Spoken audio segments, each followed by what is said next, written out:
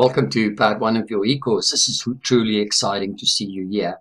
So let me start off by saying congratulations on taking this step to improving the conditions in your workplace and the motivation levels in your workplace.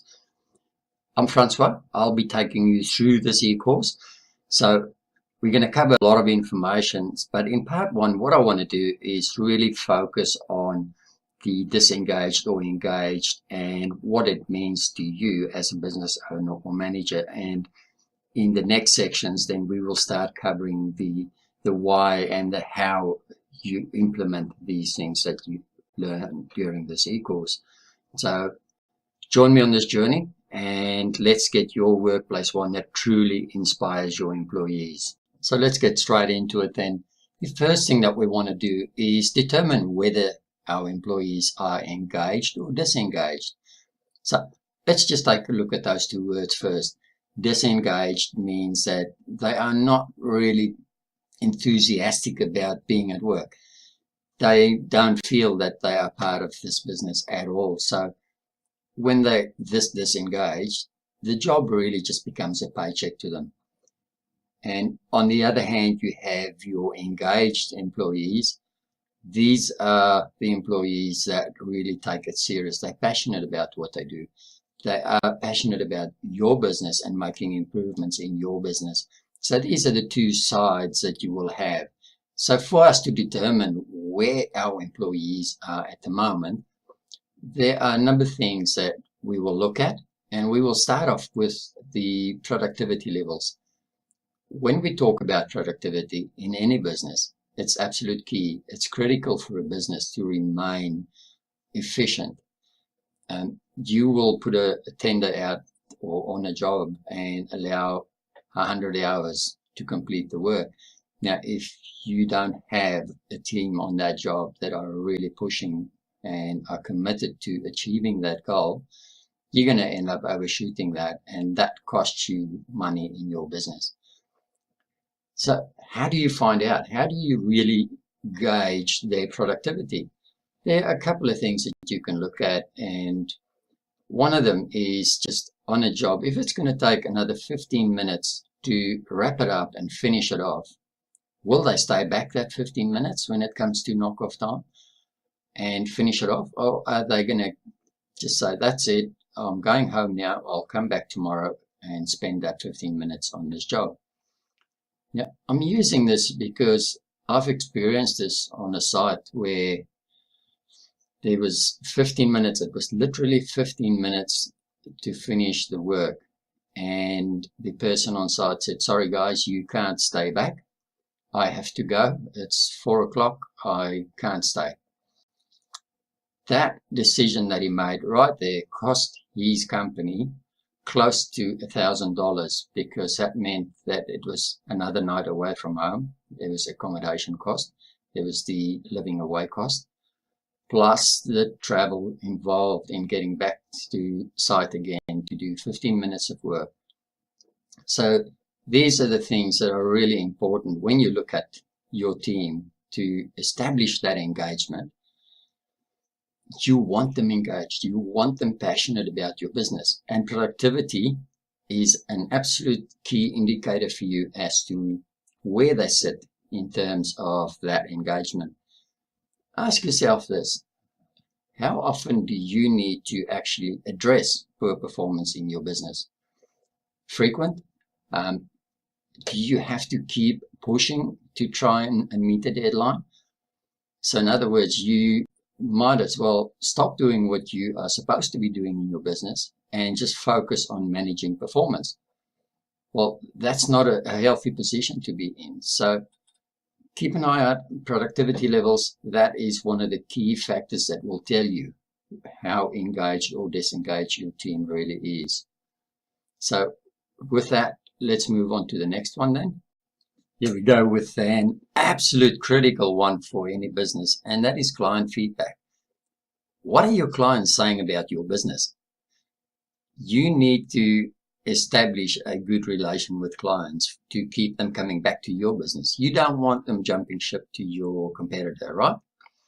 So the message that your employees carry out about your business because there's something that you've got to remember. These employees, they represent your business. They are the face of your company when they deal with a client. The client, that experience that he or she has with your employees will determine how they view your business, not the employees that represented you at the time. They make a judgment call on your entire business based on that experience that they had. So if it's a really bad experience, well, you're going to end up losing a client. And should you really be losing clients because of an issue with motivation in your workplace? And this is a question that you've got to ask yourself. Where do you draw the line and say, guys, I've got to fix this? So the message is not always a verbal message. Just attitude that people have when they deal with a client, that sends a message. That non-verbal communication, the body language. Your client sees that and it tells him, well, this person doesn't really want to help me, yeah? And that message gets attached to your business. So the feedback that you get is negative on your business. So let's take a bit of a 360 on this, because not every manager or CEO necessarily runs a business that is there for profit. Some of them are, it could be a local government organization. So how does that affect them then?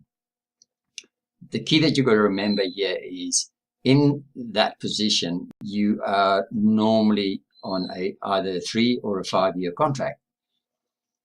If you keep getting negative feedback from your clients, in this case would be then the community, that reflects on you as a leader. So that stigma that your clients hang on to your organization really comes back to you. And the powers that be that decide whether they're going to renew your contract or not, they get that same feedback. The message that the clients are bringing comes through to them. How do you think they'll view your contract when the time comes up? So when we talk motivation in the workplace, it's not purely to improve productivity, to improve financial gain for a business. It's also your future. Even if you're in a non-profit organization, your future is dependent on how well your staff are trained and how motivated they are and the messages that they carry to your clients. So when we talk motivation in the workplace or engaging employees, that feedback from your client is critical, because it sends a message as to how well you as a leader are performing. So make sure that you follow up. When the job has been done, give the client a call, find out what their experience was like, and get the good and the bad, because if you can get the bad as well, you can fix it. That is something that you can work on. But it reflects on something in your workplace that is not as it should be. That engagement has dropped off, and your employees are the ones that are giving this message. You need to find why it is and fix it. That's the good thing about motivation in the workplace, or as I sometimes refer to it, is altering workplace behavior. These are all issues that we can detect and fix. It's not that hard to fix them. But if you don't know about it, then it's an issue that you won't address, and that's an issue that turns around and bites you. So, and that is why we are focusing on, in this part 1, on engaged and disengaged. We really want to establish where our workforce is at this moment. Are they engaged or are they not? And where they are will determine the level of effort that you need to put in to bring them back to that level where they are truly inspired to be in your workplace. Something that you're going to pick up during this e-course is sometimes I do get a bit passionate about a certain topic.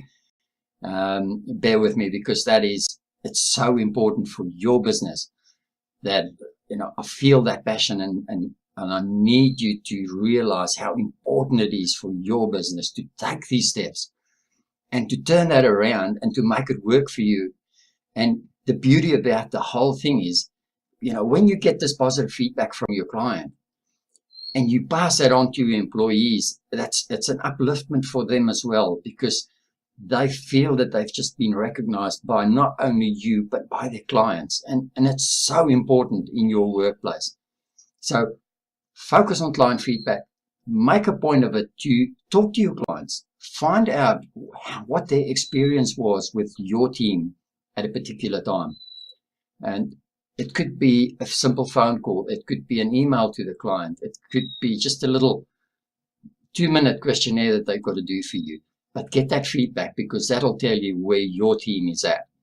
So that's enough on client feedback. I can probably spend all day talking on this, but we've got a lot to get through, so let's keep moving on. Now we come to a really interesting one.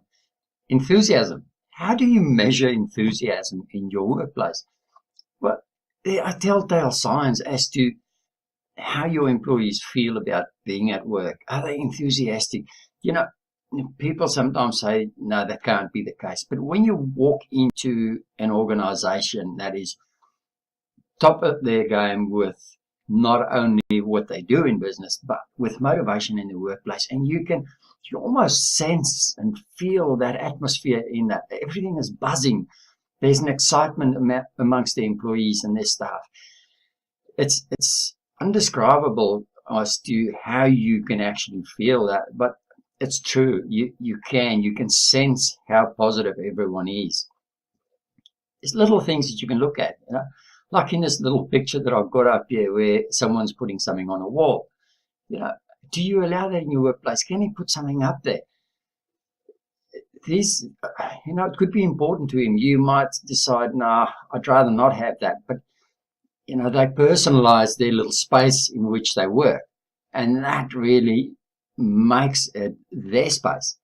So have a look at how you do these things. But enthusiasm doesn't just mean putting up pictures on the wall. When you bring a new project to the table, what is the reaction? Do people just look at you and listen with a withdrawn attitude? Or do you get that immediate buy-in and they look at it and they get excited about this project? Even if you're just at the end of the stage. I mean, you haven't won the work yet, but already that enthusiasm is there, and guys start talking about how we can do this and why we are best equipped to do this work. That tells you that this team is engaged. They are already looking forward to a project and you only just tendering it.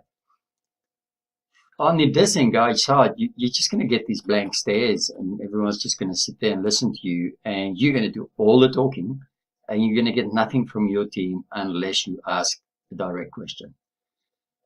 That tells you they're disengaged.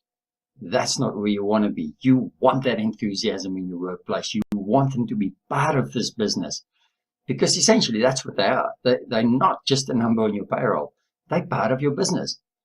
You are building the future of your business on your employees, future growth, tackling more complex projects. All of these things are dependent on your staff. You can't do it all on your own. So having them on board, having them enthusiastic. And I'll take this back to the slide that we had before, or the section we had before on the message to your client. This enthusiasm strengthens that experience your client has. Take it that you are doing a project and your team is out on site and that energy is there, the passion is there, productivity is good, the quality is top notch. What does your client think? Wow, these guys are good. So what happens next time that you are going to tender a job for them and you may be 1,000 or 2,000 above your competitor? What are the chances of the client swinging it your way in any case because of that experience he's had with your team, that enthusiasm within your business? Because he doesn't have to spend hours managing issues on a project because of the selection he made during the tender process. He knows your team. He knows how enthusiastic they are. He knows that your quality is good. That's why he wants to work with your business. So this enthusiasm in the workplace will tell you a lot about where your team is at. If they are withdrawn, if everyone just goes about their tasks in a routine manner, there's something is wrong, and you need to spend the time on addressing it and getting that team, getting them inspired, because that's what we want to aim for. We don't just want to engage employees. We want to inspire them. We want to make sure that they want to be there. And that's the message that they need to carry to everyone, not just clients. Future employees, if there's a position in your company, do you think your employees will recommend your business to a friend? If you have this positive vibe in your company and these guys really want to be there, they're going to recommend this company to a possible good employee that you can get on board. So work on enthusiasm. It is important, and look at it. You know, it's a tool that you can use to gauge where your employees are at. So time for the next section.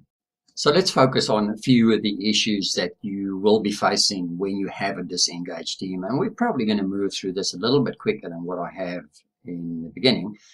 But first one is staff retention. Now, when you have a disengaged team, you will most likely be losing your key staff, those staff members that you really can't afford to lose. So that is one sign that there's definitely something wrong. You need to pay attention to this. And then from there, you need to put measures in place to not only just retain your staff, but also how can you attract newer employees to your business. So that's it on staff retention. It's a definite key factor for you, because disengaged team means you're more than likely losing your key staff. So when we talk about the staff retention, then how can you know whether your employees are actively seeking alternative employment? What are the signals that will tell you that there's an issue, guys? We need to work on this. We need to prevent that from happening. Well, some of the key indicators are their profiles on social media and on professional sites. Are they all of a sudden starting to update their profile? These will be signs that they are now in the market for an alternative position. So those are things that you can pay attention to, but essentially I'd be looking at more than just that, because that whole atmosphere in my workplace will tell me where my staff members are. And funny enough, talking to them, communication with your staff, and we'll deal with that quite a bit in the sessions to come. So a couple of key indicators for you then. How do you find out whether they are looking for alternative employment, and what measures can you put in place to prevent that? So I know what you're probably thinking. Well, we've already spoken about the message to clients. The thing is, I just thought I'll bring this back in again in terms of how far does this message spread that they are delivering about your business? Does it just stay in your local area, or does it carry further than that? So you've got to bear in mind there's one thing I didn't touch on, and that's the impact of social media. Things that get said on there has a pretty far-reaching effect. So it's super important to you to make sure that the message your employees carry out to your clients and prospective clients, that it's a good one. So I won't spend another 10 minutes on this, so that's enough said. But just, guys, this is super important to have a look at and determine where your employees are at. Right, this then brings us to another one of your indicators, and that's absenteeism. How frequently do you have staff off from work taking their personal or their sick leave? It's a pretty telling factor for you in terms of their engagement. You know, I've seen places and experienced it where you actually have to almost force an employee to go home because he or she is not well. Now, that is commitment. I'm not saying that's the right way, everyone should be like that, but frequent staying off work does highlight an alarm bell for you to say, well, what's going on? Why is this employee, every year you can see that they use every single last one of their personal or sick leave days. So are they really sick? Not saying they're not, but it's definitely an indicator for you to measure that frequency of being absent from work. So that's enough said on this one. We'll keep moving. Right, so now we've worked through establishing whether your employees are engaged or disengaged. And we now need to take that information that we've gathered and take it to the next step and moving them from being disengaged to being inspired. And really, that is a whole process of participation in your workplace, and that's what you want. And in the next section of this, we're going to show you how you can use this information and transform your team into a super workplace. And then there's probably one more question that you want to ask, and I'm going to preempt that, and in the next section we're going to address that for you. Right, let's address that burning question then. What's in it for me? What are the benefits of going through this whole exercise of motivation in the workplace and altering workplace behavior? What do I as an employer get from that or gain from that? Well, the reality is you're going to increase your productivity. You're going to increase your positive client feedback. You're going to decrease absenteeism. You're going to create a culture of cooperation in your workplace where people are inspired, where they contribute to your business. And at the end of the day, that's what you want. And here's the punchline then. Your key staff are going to stay with you. Those people that you've invested in training, in getting them the skills that they need for your business, they're going to stick around. They're not going to leave you anymore. That is a huge benefit because you know what it costs to replace an employee and to retrain every time that one of your key staff members leave. And invariably, if that happens often, you may find that they actually take some of your clients with them to your competitor. So these are some of the benefits. I hope you've enjoyed this first part of your e-course and look forward to meeting up with you in stage 2 then, where we will start getting into a bit more detail. Thank you for taking the time to watch, and please put this to good use in your own business.